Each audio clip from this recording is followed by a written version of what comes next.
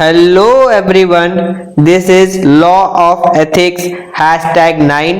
आज ये 13.9 हमारा टॉपिक है case studies on business ethics. आज हम लोग 13.9 क्लियर करेंगे। मैं अपना बेस्ट दूंगा इस टॉपिक को क्लियर करने के लिए। आज हम लोग वेल फार्गो नाम की कंपनी के बारे में जानेंगे कि ये कंपनी बैंकिंग इंडस्ट्री की थी। ये यूनाइटेड स्टेट ऑफ अमेरिका में सिचुएटेड है। इस कंपनी ने क्या स्कैंडल किया था, क्या अनएथिकल बिहेवियर किया था और कैसे ये बिजनेस एथिक्स के बारे में लिंक्ड है। तो सबसे पहले आते हैं हमारे यहाँ पे कि वेल फार्गो की बिजनेस एथिक्स पे।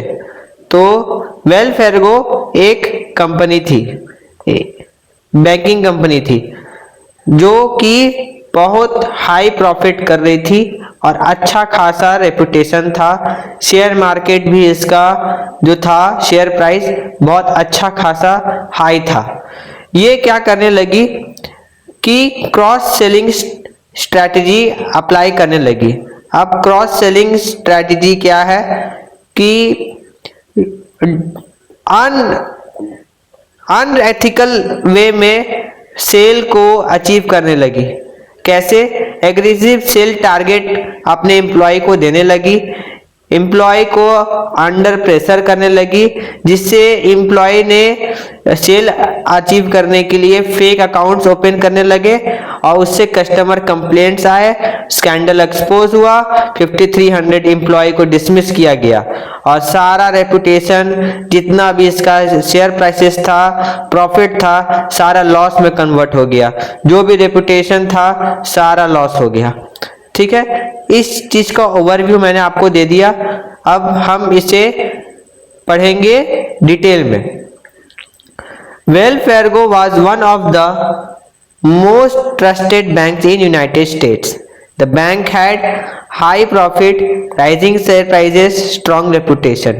To increase revenue, the bank adopted a strategy called cross-selling, meaning employees were encouraged to sell multiple bank products to existing customer.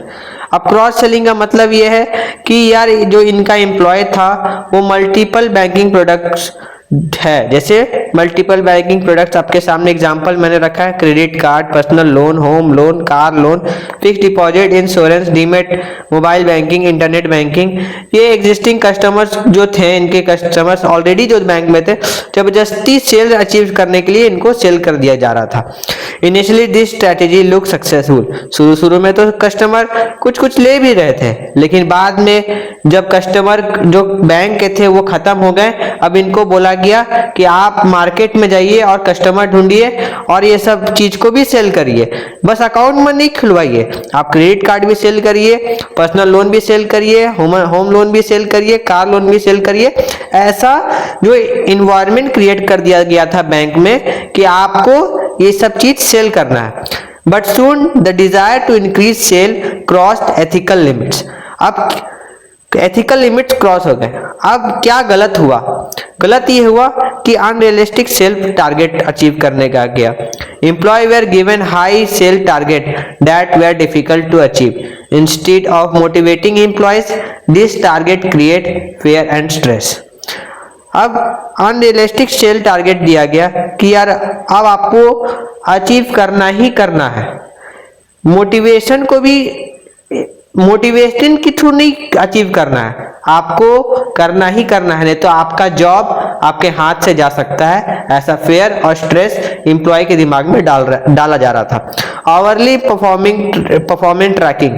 अब घंटों तक एक मिनट आप क्या कर रहे हैं, आपका एक्टिविटी कहीं वेस्ट के रूप में नहीं जा रहा है, कहीं आप टाइम पास तो नहीं कर रहे हैं कंपनी में, ये सब चीज मॉनिटर हो रहा था, जिससे जो एम्प्लॉय हैं उनका मेंटल प्रेशर और तेजी से बढ़ रहा था।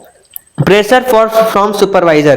Manager repeatedly pressured employee to meet target. Many employees feared losing their job if they failed. अब सुपरवाइजर जो था बैंकिंग सेक्टर का, वो इनको धमकी दे दिया करता था कि यार आप जॉब लूज कर जाओगे अगर टारगेट मीट नहीं करोगे, और कितनों को इन लोगों ने इसी कारण से बाहर कर दिया कि टारगेट अचीव नहीं हो रहा है, आपको कंपनी छोड़ना पड़ेगा। जो कंपनी में टारगेट अचीव कर पा रहा था वही कंपनी में रह रहा था, नहीं तो बाकी सबको जॉब से निकाल दिया जा रहा था। Bonus and commission link to sale. अब क्या किया इसने कि जो बोनस और कमीशन है वो एम्प्लॉय को सेल से लिंक कर दिया गया कि यार सेल करोगे तो बोनस और कमीशन मिलेगा, सेल नहीं करोगे तो बोनस और कमीशन पे आपका कोई हक नहीं, जो कि अनएथिकल प्रैक्टिस है। बोनस पे आपका हक है, अगर आप कंपनी को 12 मंथ्स दे रहे हैं तो आप एक मंथ डबल सैलरी, आप हकदार है उस चीज को। ये रूल्स है कि आप बोनस के हकदार है, लेकिन ये कंपनी क्या कर रही थी कि इसको सेल से लिंक कर दे रही थी। As a result many employees focused only on achieving target rather than following ethical practice.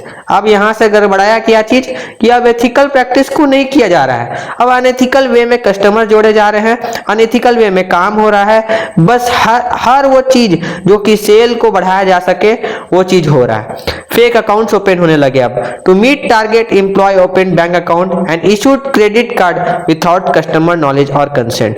This was a serious violation of ethics. यहीं से स्कैंडल स्टार्ट होने लगा कि यार इतना प्रेशर बन गया एम्प्लॉय के ऊपर कि अपना नौकरी बचाने के लिए लोग फेक अकाउंट ओपन करना स्टार्ट कर दिए। अब जब स्कैंडल 2016 में ये हुआ, पब्लिक हुआ, तो more than 53 employees were dismissed for unethical sale practice. More than 5300 employees. कितनी बड़ी ऑर्गेनाइजेशन होगी, कितना बड़ा रेपुटेशन होगा, कितना बड़ा शेयर मार्केट प्राइस होगा, कितना सारा ब्रांच होगा, उस सारे ब्रांच में से 5300 एम्प्लॉयज को डिसमिस कर दिया गया, ये कह के कि यार आप अनएथिकल प्रैक्टिस में थे, आप अनएथिकल सेल्स प्रैक्टिस में थे।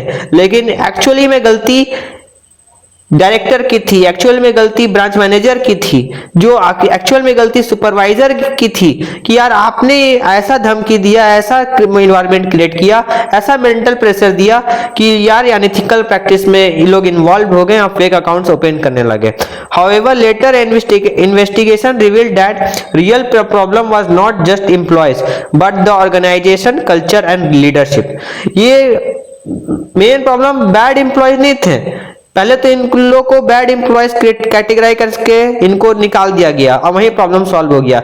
लेकिन इनके जो डायरेक्टर थे ऐसे नहीं रहे, इसको इन्वेस्टिगेट किए कि ऐसा हुआ क्यों, ऐसा क्यों किया एम्प्लॉय की फेक अकाउंट्स ओपन करने लगे।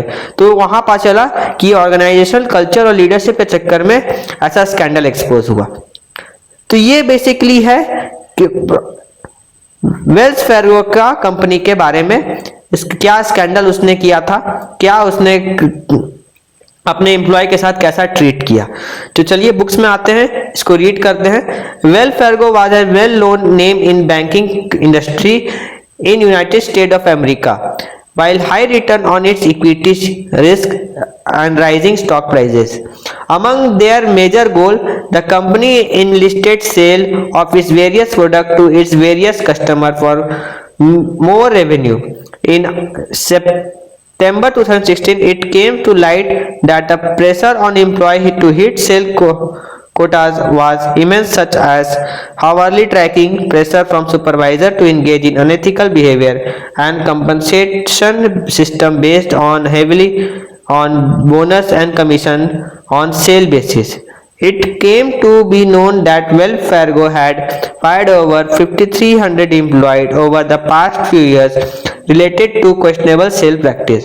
However, the CEO, John Stubb, tried to clarify by claiming that the scandal was the result of few bad employees who did not honor the company value and that there were no incentive to commit unethical behavior.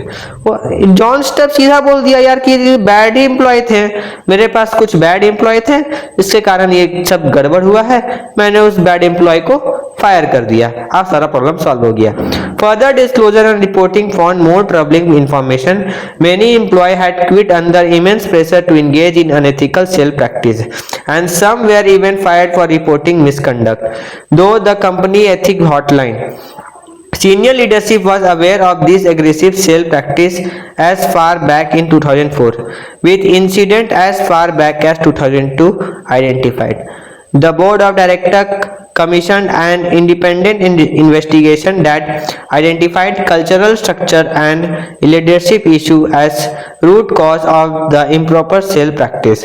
The reports cites the wayward sale culture and performance management system, the decentralized corporate structure that gave too much autonomy to the division leader, and the unwillingness of leadership to evaluate the sale model given its long time success for the company. ठीक है, अब यहाँ दो question पूछा गया है कि what steps can leadership take to design system that encourage ethical behaviour rather than unethical behaviour. Same इसी का अल्टरनेट सवाल पूछा गया है, what behaviour can leader model in order to encourage ethical behavior in the organization। अब दोनों का same जवाब है। ये सवाल एक्चुअली पूछ रहा है कि लीडर कौन सा ऐसा स्टेप्स लेते हैं लिया करे जिससे कि इन्वायरमेंट हो एथिकल बिहेवियर वाला रादर देन अनएथिकल बिहेवियर। तो इसका सोल्यूशन मेरी शीट पे दिया हुआ है। Explain the role of ethical behaviour in preventing unethical practice. आपको ये तीन क्वेश्चन एक जगह पे लिख लेना, और ये रोल ऑफ एथिकल लीडरशिप है। हमेशा याद रखें, जहां एथिकल लीडरशिप आया आपको ये 7 पॉइंट चिपका देना है। ये कहीं बुक में नहीं दिया गया है, कहीं पास्ट ईयर में भी नहीं है, ये मैंने आपको डिटेल में पढ़ाने की कोशिश किया है कि अगर बाय द वे इससे एग्जाम में आए तो आप लिख पाए। ठीक है, बाकी शीट में भी क्वेश्चन नंबर 19 करके आपको मेंशन कर दिया है। ठीक है, याद रहे एथिकल लीडरशिप से पूरा बुक में सवाल यही एक टॉपिक से आ सकता है। ठीक है, कि role of ethical leadership in preventing unethical practice. पहला रोल क्या है? Lead by example. Ethical leader set the right example through their own behaviour. Employ are more likely to act ethically when they see their leaders doing the same. Build an ethical culture. They create a work environment where ethics are valued more than short-term profit. Promote transparency and accountability. They encourage openness, honesty, and responsibility in all business decisions. Reward ethical behavior. The leader must recognize and reward employee only with financial performance. Strengthen whistle blowing protection. अब whistle blowing protection क्या होता है? Whistle blowing protection मतलब होता है कि अगर कोई भी एम्प्लॉय को किसी तरीका का डर है तो सीधा डायरेक्टर को वो मैसेज कॉन्टैक्ट इजिली कर सके। जैसे कोई भी अनएथिकल प्रैक्टिस हो रहा है तो डायरेक्टली वो रिपोर्ट कर सके डायरेक्ट अपना डायरेक्टर को या मैनेजर को विदाउट एनी फेयर, उसको प्रोटेक्शन दिया जाता है। उस पॉलिसी को कहते हैं whistle blowing policy. Provide ethics training. Regular ethics training help employ understand ethical responsibilities. Ensure compliance. Ethical leaders ensure that employ follow law regulation and the company code of ethics. तो ये 7 role of ethical leadership in preventing unethical practice के answers है। ठीक है, तो मैंने आपको इस टॉपिक को बहुत अच्छे से एक्सप्लेन कर दिया है। आप थोड़ा सा वीडियो क्वालिटी भी धीरे धीरे अच्छा हो रहा है, धीरे धीरे मुझे भी एक्सपीरियंस हो रहा है। तो चलिए वीडियो को एंड करते हैं। Thank you everyone. Understand today, practice daily, clear with captain CMA। Thank you everyone.